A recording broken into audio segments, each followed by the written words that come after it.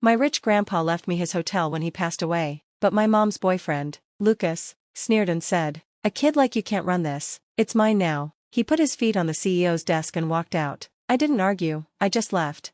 The next morning, he called me, panicked. Security had thrown him out of the building.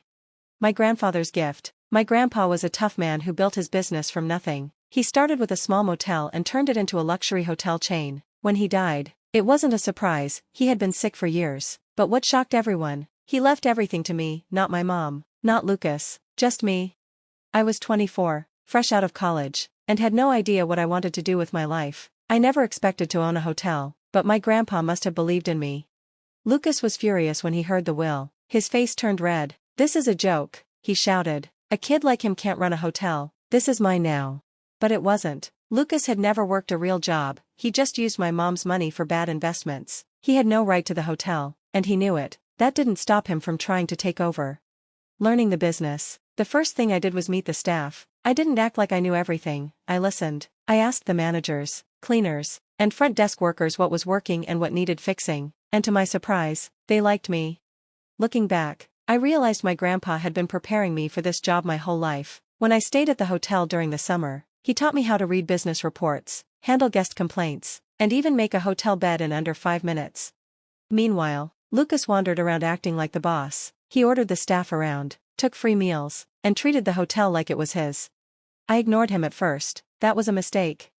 Taking Lucas down, one morning, I walked into my office and saw Lucas sitting in my chair, drinking scotch, at 10 a.m. "This is mine now," he said, smirking. I didn't argue, I just walked out. The next morning, my phone rang. It was Lucas, screaming. Security had thrown him out of the hotel. While he was busy pretending to be in charge, I had met with lawyers and security. Since I owned the hotel, I had the right to ban him. The moment he walked in, security dragged him out in front of the staff and guests. He went crazy, yelling, threatening to sue, but he couldn't sue for something that was never his. He called my mom, begging for help. She asked me to let him stay. I said no. That was the last time she spoke to me. For a while, things were great, the hotel was running smoothly, and Lucas was gone. Or so I thought. Lucas returns. 6 months later, my assistant knocked on my office door. "Your mom is here," she said nervously. I wasn't surprised, but when I walked into the lobby, I saw she wasn't alone.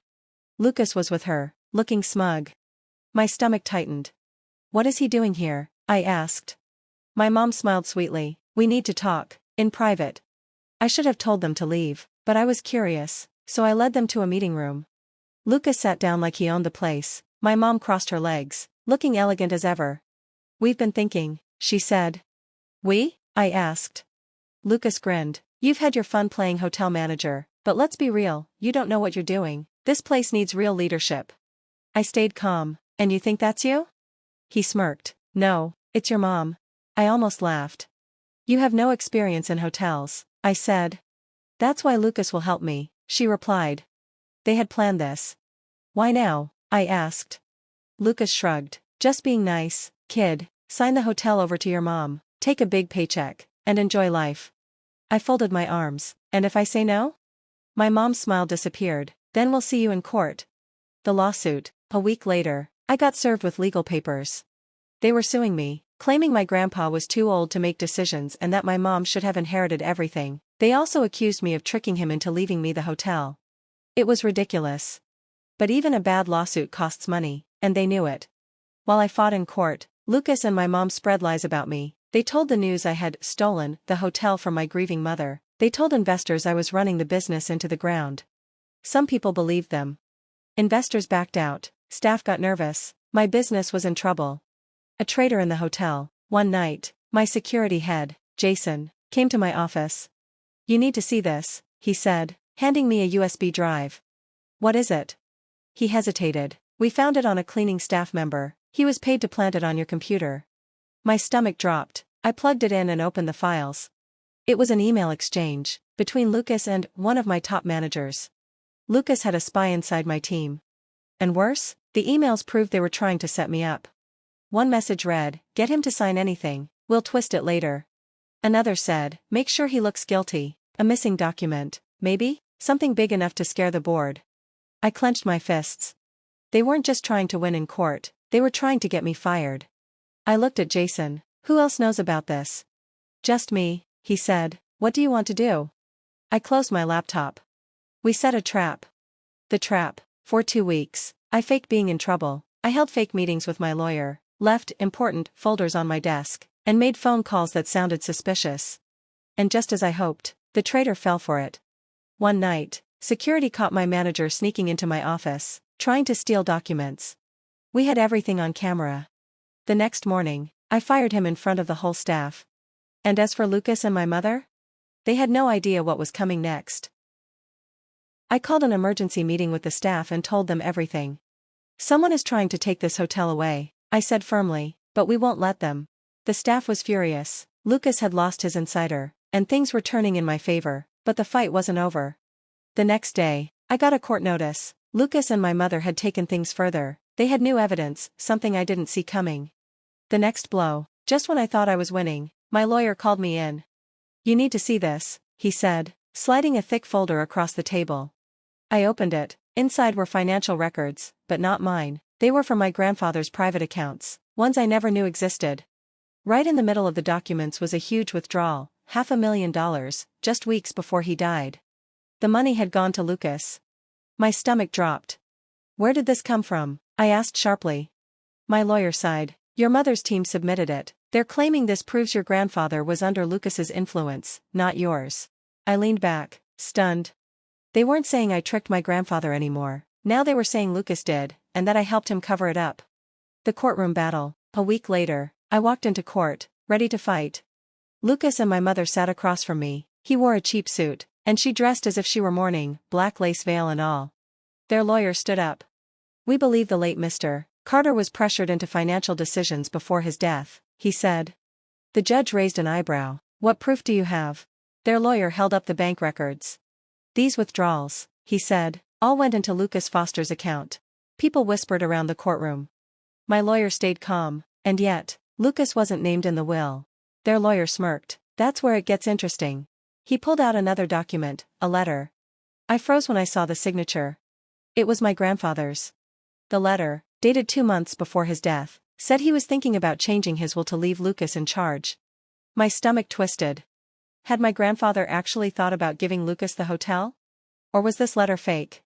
Searching for the truth, that night, I couldn't sleep. Something wasn't right. Yes, my grandfather moved money around often, but why would he give Lucas so much? And why hadn't he changed the will if he really wanted to? I needed answers. I started digging. An unexpected ally. 2 days later, I got a call from someone I didn't expect, Aunt Denise, my grandfather's younger sister. She usually stayed out of family drama. But now, she wanted to talk. I saw the news, she said. That letter is fake. I sat up straight. How do you know? Because I was with him the week he supposedly wrote it. She explained that 2 months before he died, my grandfather went to a private ranch for a short vacation. While there, he fell and injured his wrist. She had to drive him to the hospital. He couldn't even hold a pen, she said. He could barely sign the hospital forms. My breath caught. If he couldn't hold a pen, he couldn't have signed that letter. Confronting the liars, I went to my mother first. She just laughed. Don't be ridiculous. Your grandfather signed that letter himself. Really? I said. Because Aunt Denise says he was injured that week, he couldn't even hold a pen. Her smile disappeared. Lucas, for once, stayed silent. I'm giving you one chance, I said coldly. If I prove this letter was forged, you could go to prison. My mother's face paled. Why would I fake a letter? She snapped. I stared her down. Because Lucas convinced you it would work. Silence. Then Lucas stood up. This conversation is over, he said. And that's when I knew he was the one behind the forgery. The trap closes. With my aunt's testimony, my legal team attacked the letter. We hired experts to check the handwriting. Just as I suspected, the signature was fake. It was a really good fake, but it wasn't my grandfather's writing. Lucas was caught. But the real twist? My mother betrayed him. In court, she suddenly changed her story. I had no idea the letter was forged, she sobbed. Lucas told me it was real. I trusted him. Lucas turned to her, furious. What the hell are you doing? I'm telling the truth, she said, dabbing at fake tears. I was manipulated, just like my father was. Lucas lost it. She's lying, he shouted. She knew everything. We planned this together. The courtroom erupted. The judge banged the gavel. I just sat back and watched. The aftermath. Lucas was arrested for fraud. My mother? She lost everything, no money, no hotel, nothing. And the lawsuit? Thrown out. I won. The hotel was mine, just as my grandfather wanted. But I knew one thing for sure. My mother wasn't done. She would come back. And next time, I'd be ready. The final battle. For a while, things were quiet. Lucas was in jail. My mother stayed out of the spotlight. No news, no calls, nothing. But I knew her too well. She wasn't giving up. I was right. 2 months later, my assistant rushed into my office, breathless. "You need to see this," she panted, shoving a tablet into my hands. I looked down at the screen. A news headline screamed at me. "Hotel heir under investigation, did he manipulate his grandfather after all?" My blood ran cold. The article was full of twisted lies, saying I had stolen the hotel and tricked my grandfather. And at the bottom was a quote from my mother. "I just want the truth to come out. My father wasn't himself before he passed, and my son took advantage of that. My own mother was trying to ruin me. This wasn't about the hotel anymore. She wanted to destroy me. I had no choice. It was time to end this." The final confrontation. I found her easily. She was living in a fancy condo downtown, despite having no money. I let myself in with an old spare key. She was lounging on the couch, sipping wine like she hadn't just tried to wreck my life. She looked up, unfazed. "Breaking and entering now?" she said. "Cut the act," I snapped, tossing the tablet onto the table. "What the hell is this?" She barely glanced at it. "I don't control the media." I laughed bitterly. "But you control the lies they print." She sighed and set her glass down. "I'm only saying what I know to be true." I clenched my fists. "You know damn well grandfather never wanted Lucas in charge. You were shocked when I got the hotel. You had no idea, until Lucas filled your head with lies." Her lips pressed together, but she didn't argue. "Do you even hear yourself?" I continued. "You chose a con artist over your own son. He's in prison, Mom. He forged documents. He tried to frame me, and you still took his side." She stood up slowly, her face hard. "You don't understand." I met her gaze. "Oh, I understand perfectly." The truth comes out. I glared at her. "You wanted the hotel, you wanted to be in charge, you wanted grandfather to pick you, and when he didn't, you couldn't handle it, so you clung to Lucas because he promised to give you what you couldn't get on your own." For a second, I saw something in her eyes, maybe guilt, but just as quickly, she pushed it away. "You always act like you're better than me," she spat, "like you're the good one, the strong one, but you were always his favorite, the perfect heir. You never had to fight for anything." I let out a short, bitter laugh. "Fight for what? Money? Respect? I worked hard for those things, Mom. You spent your whole life demanding them." Her face twisted with anger. "And you think you deserve it?" "Yes," I said firmly. For the first time, she looked scared, because she knew I wasn't backing down. The breaking point. She let out a sharp breath and turned away. "I don't have to explain myself to you." I watched her, feeling exhausted. She would never admit what she had done, never take responsibility. She would rather believe her own lies than face the truth. And I was done trying. I stepped toward the door. "Go ahead, keep lying to the press, keep twisting the story, but you'll never get the hotel." She spun around. "You don't know that." I gave her a cold smile. "I do. Because this time, I was ahead of her." Checkmate. The moment I saw the news article, I called my lawyers. They looked into how my mother was paying for her fancy lifestyle. And guess what? She was stealing money from one of Lucas's shady old businesses, money tied to fraud. The next morning, a new headline appeared. "Hotel heir's mother under investigation for fraud, ties to imprisoned businessman revealed." And just like that, it was over. She didn't go to jail, but her reputation was destroyed. She couldn't sue me again. She couldn't trick the hotel board. She lost everything. And me? I saved my grandfather's legacy. But it didn't feel like a victory. The aftermath. I didn't expect her to say sorry. And she never did. After the scandal, she disappeared, no calls, no messages, nothing. It was like I never existed to her. I had won. But at what cost? Watching my own mother ruin herself wasn't satisfying. Knowing that she never truly loved me, not more than she loved power, was the real pain. She chose greed. And I chose to let her go. The hotel was mine, the fight was over.